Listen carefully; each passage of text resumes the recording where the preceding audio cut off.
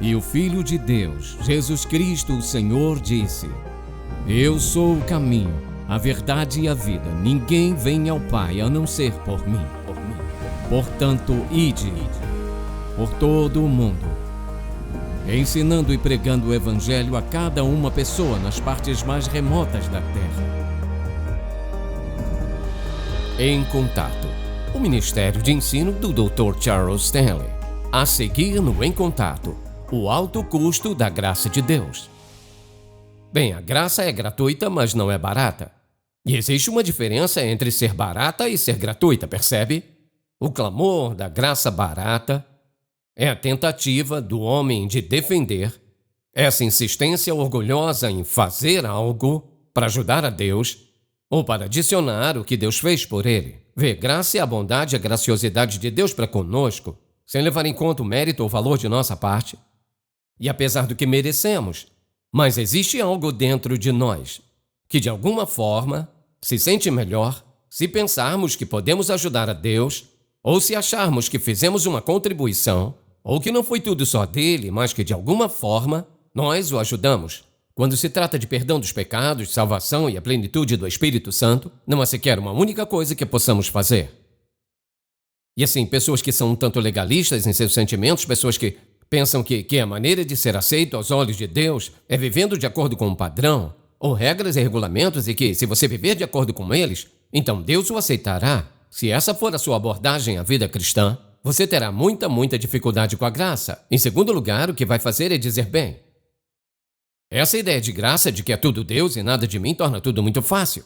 Bem, por exemplo, se dissesse a uma pessoa perdida, ou se uma pessoa perdida te dissesse, está querendo me dizer que para eu ser salvo, tudo que tenho que fazer é crer em Jesus? Está querendo me dizer que há nada que eu possa fazer, que eu deva fazer, e quanto ir à igreja, ler a Bíblia, orar e dar meu dinheiro? Porque Deus tem a ver com isso nada. Espera um minuto, está querendo me dizer que posso ser salvo simplesmente crendo? Certo. Quer dizer que tudo que tenho que fazer é crer? Correto. Não tenho que fazer nada mais? Não. Que tipo de salvação é essa? Gratuita. Esse é o tipo gratuita? Como pode ser tão gratuita? É disso que quero falar nesta mensagem. O alto custo da graça de Deus. Gratuita para nós, mas não para Ele. Sem custo para nós, mas um alto custo para Ele. Não é graça barata, é graça gratuita, mas dada a um alto custo. E Paulo descreve isso em um único versículo, em 2 Coríntios capítulo 8. Se você abrir lá, ouça o que ele diz nesse versículo 9.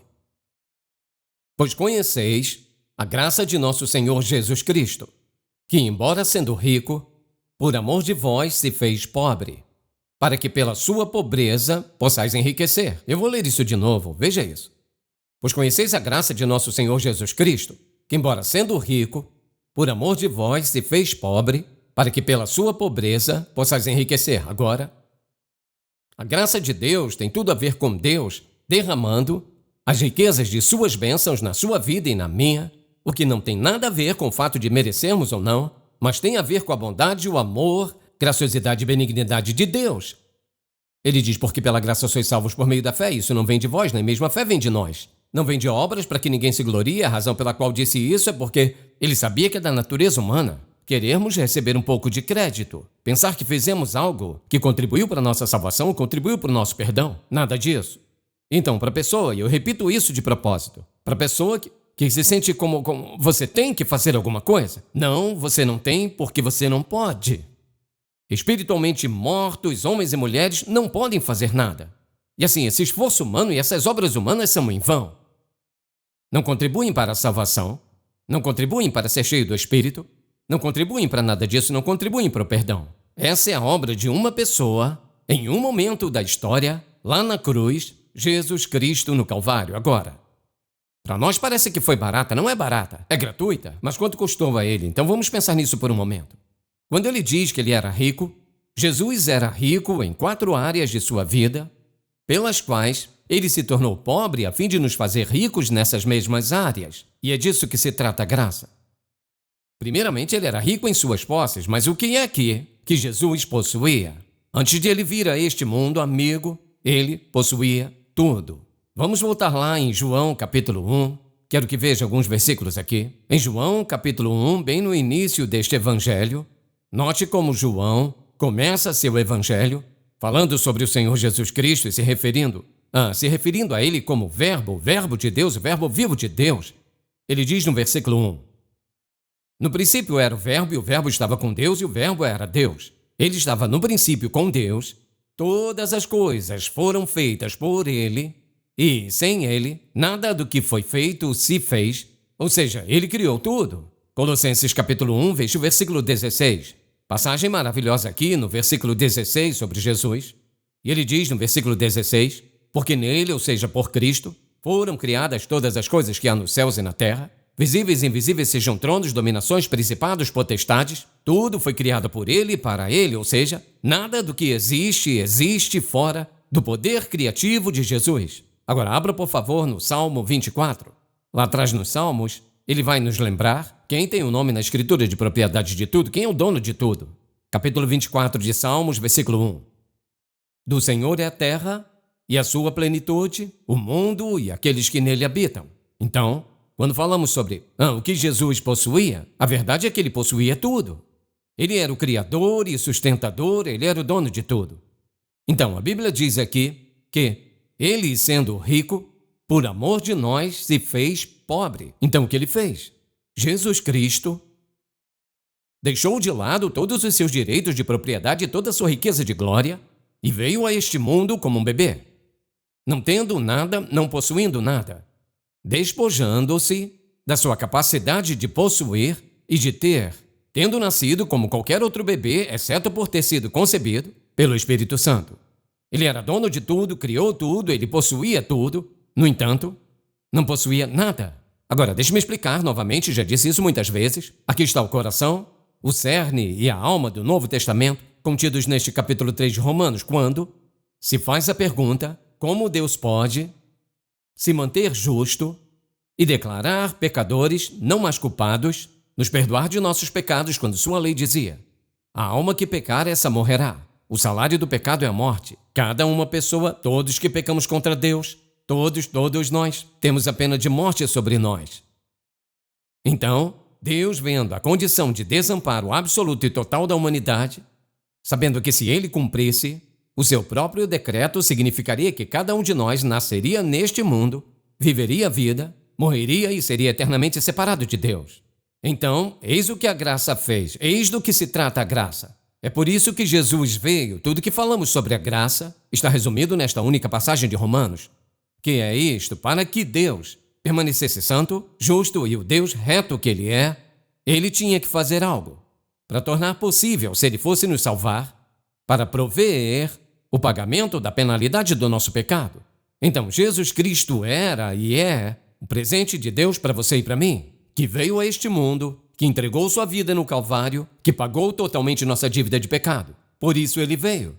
Mas lhe custou muito. Ele teve que abrir mão de tudo o que possuía e vir a este mundo em pobreza. Lembra do que disse? Que os pobres estariam sempre com ele porque ele se identificava com pessoas pobres. Não quer dizer que Jesus seja a favor da pobreza. Não significa que ele abençoa a pobreza. Não significa que Jesus abençoa a estar em necessidade. Mas ele abriu mão. Ouça, ele diz que Jesus Cristo, embora sendo rico, contudo por amor de vós, se fez pobre. O que aconteceu?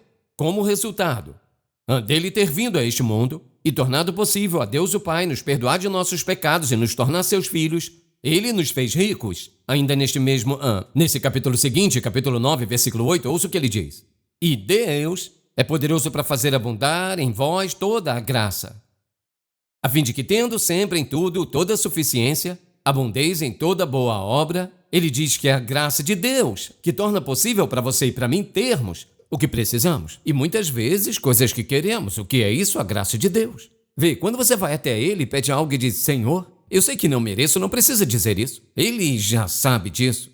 Ele já sabe que você não merece. Nós chegamos a ele como filhos e filhas a um Pai Celestial e dizemos o que precisamos. É disso que trata o trono da graça. Ir até ele na necessidade, buscando misericórdia e graça para ajudar na necessidade. A segunda coisa que ele diz, veja isso. Ele diz: embora sendo rico, mas por amor de vós se fez pobre. Se tornou pobre não apenas no que possuía, abrindo mão da riqueza, mas a Bíblia diz que ele também abriu mão de sua condição de pessoa. Quem era ele?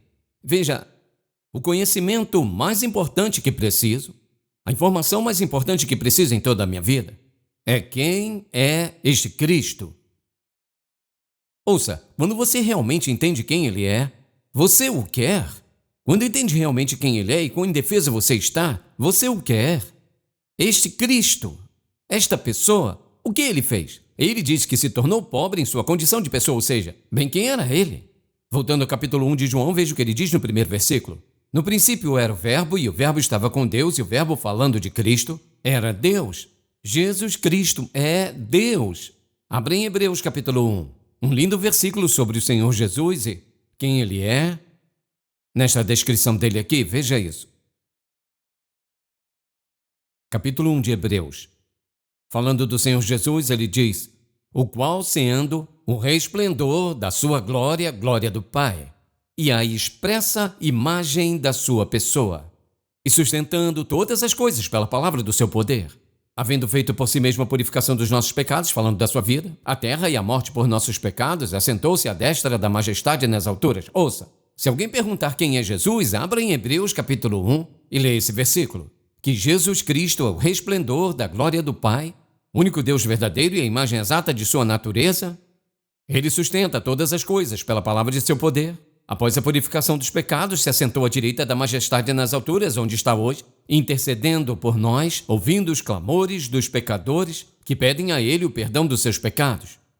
Ele abriu mão de sua condição humana, de toda a sua glória, majestade e honra.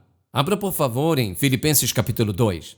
Esta passagem melhor descreve a encarnação, o que é, em essência, Jesus Cristo, que era Deus, vindo a esta terra, tomando sobre si a carne humana, se tornando homem, e eu digo, ficando cansado como os homens, fatigado como os homens, tentado como eles, provado como os homens, com sono como os homens, sua natureza humana ouça isso, nunca desprezou sua divindade. Ele sempre foi Deus, mas ele era homem, assim como Deus, sentindo tudo o que os homens sentem.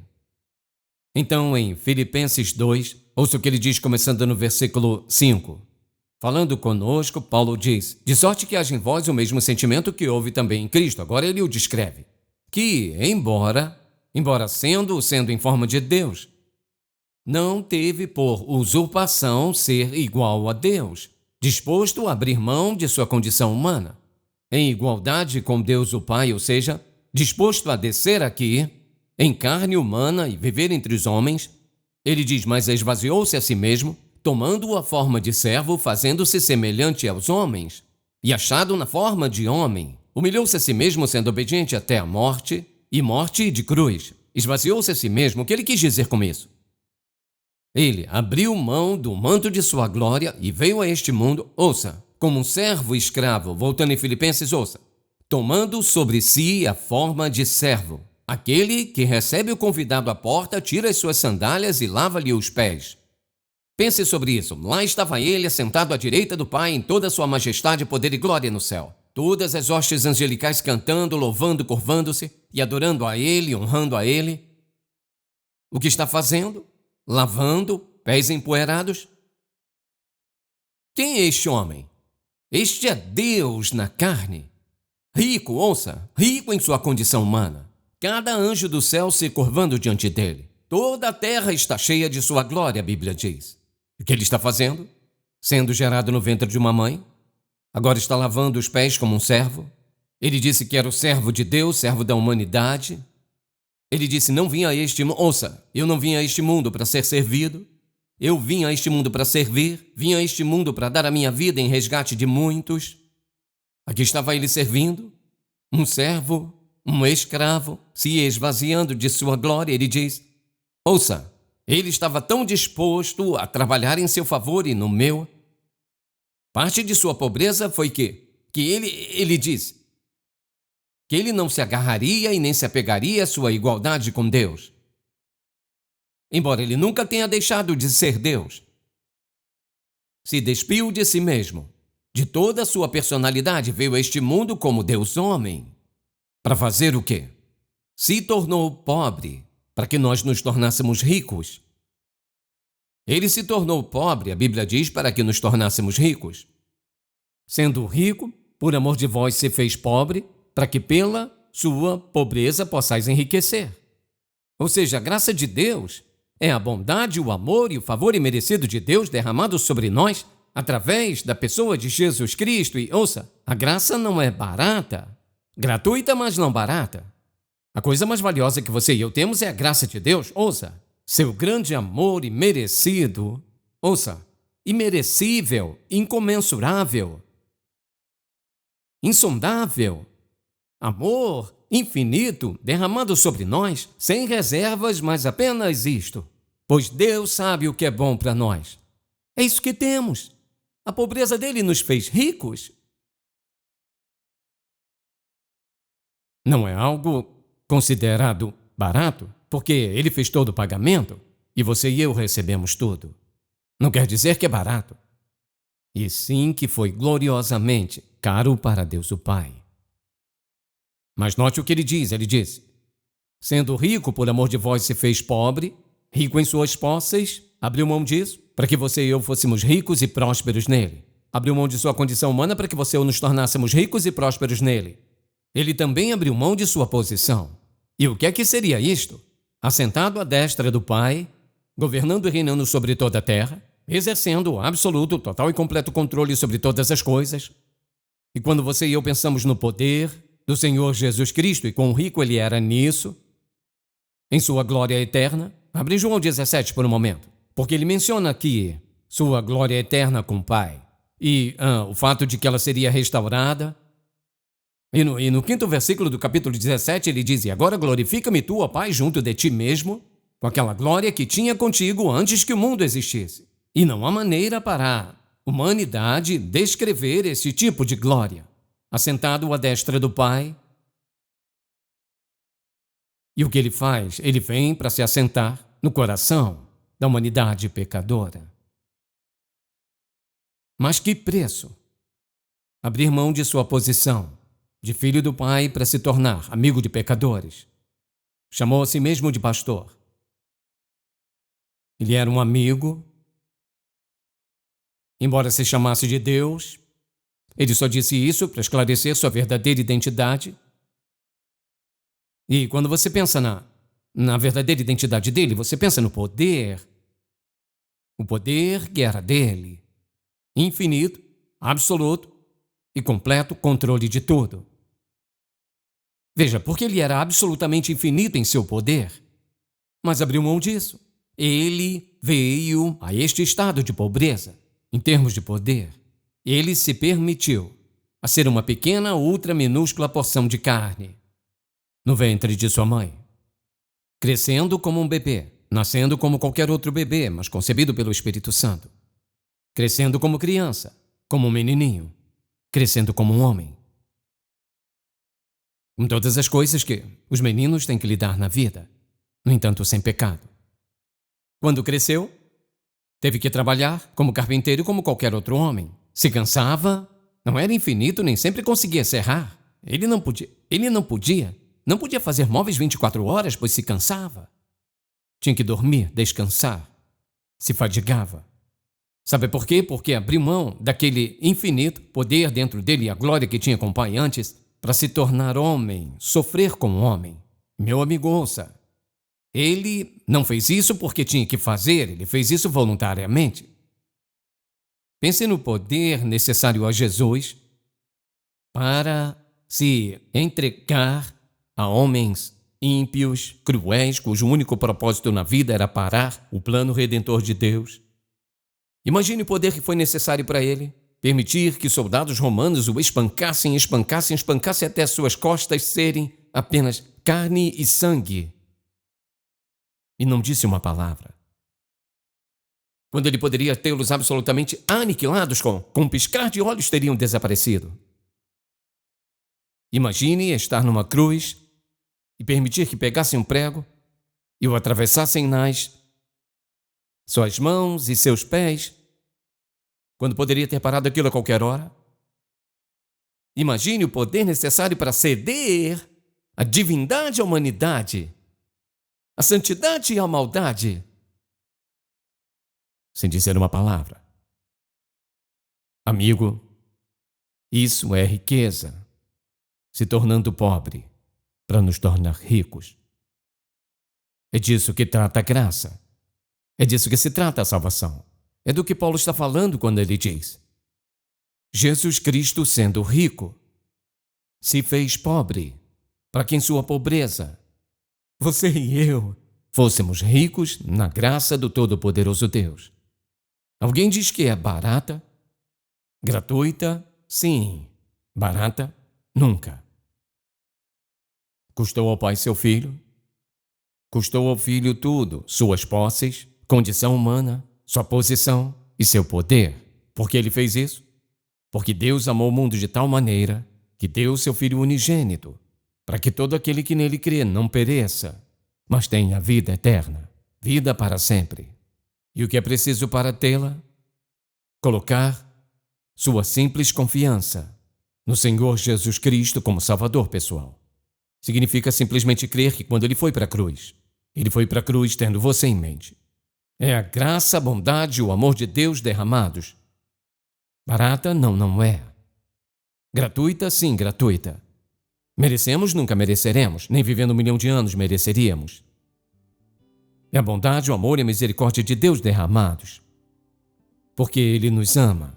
Meu amigo, o que isso diz é que não importa quão pecador você tem sido, não importa quão perverso ou quão culpado, não importa a aparência do seu passado, a graça de Deus, trazida a este mundo pela pessoa de Jesus Cristo, que se tornou pobre, para que você se tornasse rico, se ofereceu para perdoar os seus pecados e te purificar, e tornar possível que você possa vir a Ele, para obter perdão, purificação e ter suas necessidades supridas, não importa quais sejam. Essa é a graça de Deus, se nunca creu nele como seu Salvador. Então a vida não começou para você. Ouça isso. A existência pode chegar a um fim, antes mesmo de você começar a viver. Porque veja, Jesus é vida real. E isso é vida na plenitude. Problemas, provações, sofrimentos, tribulações, dificuldades, falhas, pecados, fracassos, sim. Mas quando você tem Jesus, tudo é diferente. E existe uma graça para te sustentar, que você nunca irá conhecer até você tentar, pela fé. Se você foi abençoado pelo programa de hoje, por favor, visite-nos em intouch.org.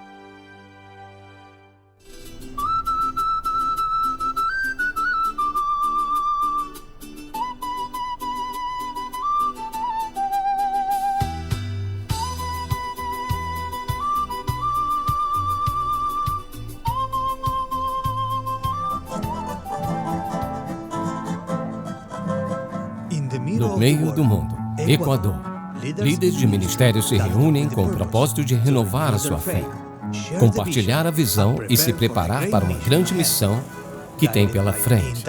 Guiados pelo Ministério em Contato, o seu chamado é claro: levar o reino de Deus a cada canto da América Latina.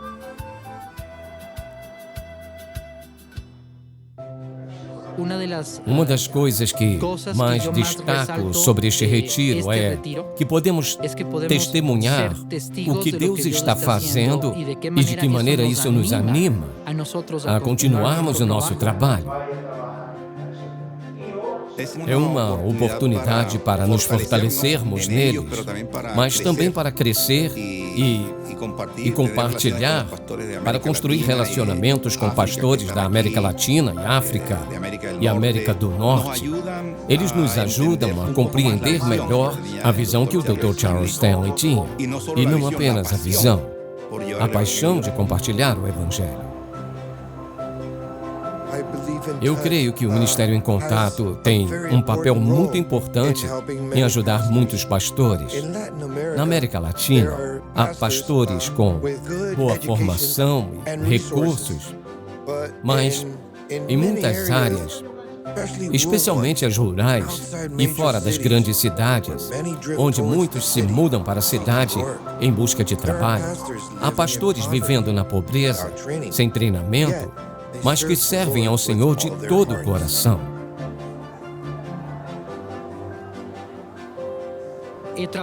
Eu tenho trabalhado para me certificar de que os princípios sejam transmitidos ao maior número possível de pastores e líderes.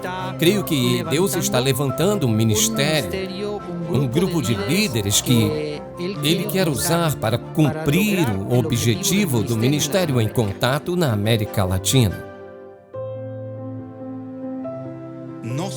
Não sei se o Dr. Stanley planejou isso desta maneira, mas da maneira como estão ordenados, eu acredito que foi intencional da parte do Senhor.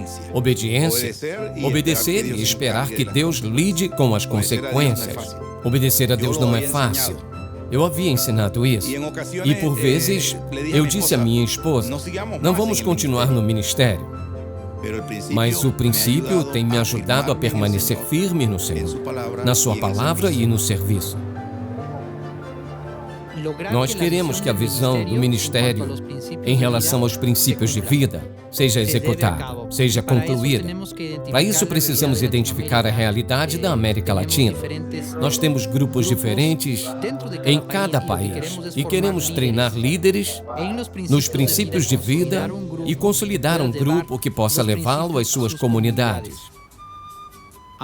Amado Pai Celestial, ajude-nos a consolidar as nossas vidas pessoais nos princípios que temos aprendido na Tua Palavra, para que possamos compartilhar o ensinamento da forma estratégica que Tu desejas. Nós te rendemos graça e toda glória, no nome de Jesus. Amém.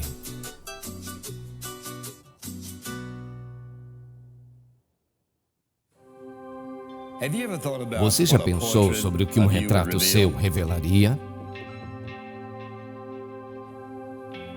Quando você olha no espelho, o que você vê? O que você acha que Deus vê quando olha para você? Ele vê você pelo que você pode ser, pelo que você será. Ainda estamos na tela, ainda fazemos parte da tapeçaria, estamos sendo moldados. Ele vê muito mais do que você vê. O que ele vê é uma pessoa de valor, uma pessoa de mérito e uma pessoa de grande promessa. Não subestime quem você é. Nós somos feitura dele, uma obra-prima.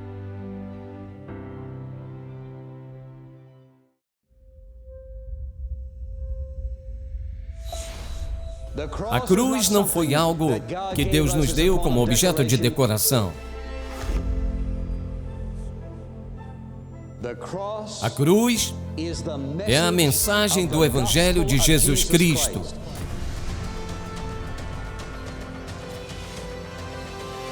Qual o lugar da cruz em sua vida agora que você foi salvo? Em Contato, levando pessoas do mundo inteiro a um relacionamento crescente com Jesus Cristo e fortalecendo a igreja local. Este programa é patrocinado pelo Ministério Em Contato e é possível pela graça de Deus, suas orações fiéis e suas ofertas.